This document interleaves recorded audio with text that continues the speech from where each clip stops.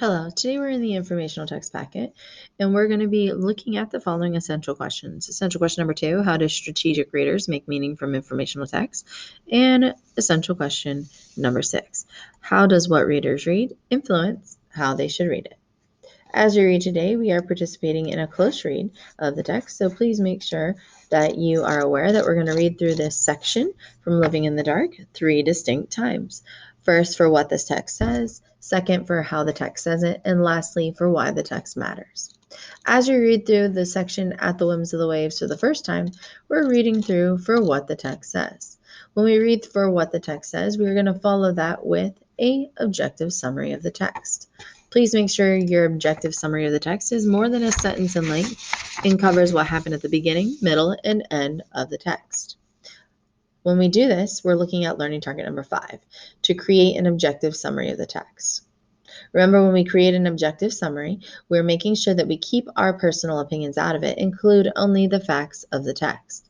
But as we include the facts of the text, we make sure that we put those in our own words and language and not just repeat the way the author said it. Because by putting it in our own words and language, that tells our reader that we know what in fact this is about.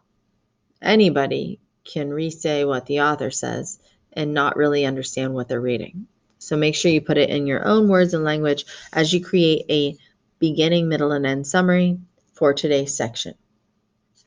In the second phase of reading, we're reading for how the text says it. As we read this section At the Whim of the Waves for how the text says it, we're going to be focusing on the following. I want you, as you're reading, to highlight an example of figurative language that you find while you're reading, and margin note the type of figurative language that it is. Once you reread, looking for an example of figurative language to margin note and highlight, I want you to answer the following question. How does the author use figurative language in the text? Make sure for this phase you cite text evidence to support your response. As you do this phase, we are going to be reading for the following learning targets. We're going to be looking for learning target number 21, determine how an author uses the meaning of words, phrases, including figurative, connotative, and technical meanings in a text. So as we look at the figurative language and how the author uses it, we're looking at figurative language and the meaning behind why the author and how the author chose to use it within the text. We're also going to look at learning target number 1, to cite several pieces of text evidence in the form of facts, definitions, and concrete details to support our claims made in our analysis. Keep in mind, as we also are looking at figurative language, we need to remember those types of figurative language used. They're found in the fictional or the literary learning target packet, but they also apply in nonfiction. Some examples of figurative language you may come across are similes, where we compare two things with like or as. A metaphor, which is comparing two unlike things without using like or as. Hyperbole is an exaggeration. Personification is giving human qualities to an unhuman. And then a symbol is an object with a deeper meaning. We also discussed a paradox, which is a statement where you have two contradictory ideas, like a jumbo shrimp. Or we also talked about an allusion, which is where you reference one work in another. We're going to focus mainly on the figurative language side here. So as you read for the second phase, make sure as you're reading, you're looking for an example of figurative language so that you can answer the question about how the author uses it. As you answer the question for how the author uses that figurative language, you're going to provide a text evidence in the form of the figurative language that you found from this phase of reading. Please make sure as you respond to this question, you begin with the following sentence. The author uses, and then be specific about the type of figurative language, and then decide the how. Why does he use it? Does he use it to reveal something, to indicate something, to illustrate something, to suggest something, to imply something, or to show something? So make sure that you're not just stating what the figurative language is, because we aren't looking at what figurative language is found in there.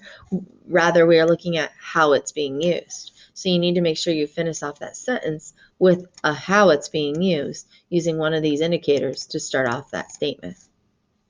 In the third phase of reading, we're reading for why the text matters.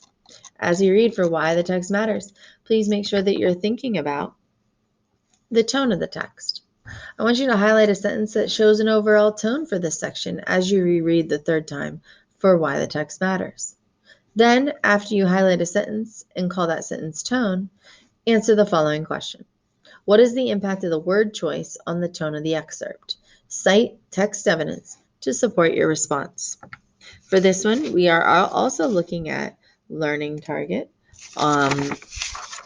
number 23, which is to analyze the impact specific word choice has on the tone. Remember, tone is the author's attitude while they're speaking the text. Tone can be positive, negative, or neutral, but it usually has a specific tone word used rather than just positive, negative, or neutral. So make sure that you're thinking about what is that tone, what is that sound you hear coming from the author's words on the page. As we look at tone, please make sure you begin your response with the following. The word choice used by the author creates give a specific word. Don't say positive, negative, or neutral. You could come up with your own, or you could steal one of mine. Choices I've given you include enthusiastic, objective, or resentful. Not all choices listed will in fact work.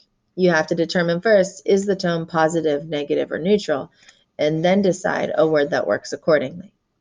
After you do this opening sentence, make sure you provide and cite a piece of text evidence to support your response.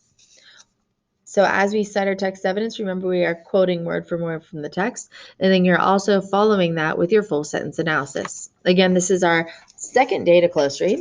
After this close read, we will be taking some time during the next class session we have to take an open book quiz on living in the dark. So make sure you're prepared for an open book quiz on the next class day. Go ahead and start this close read.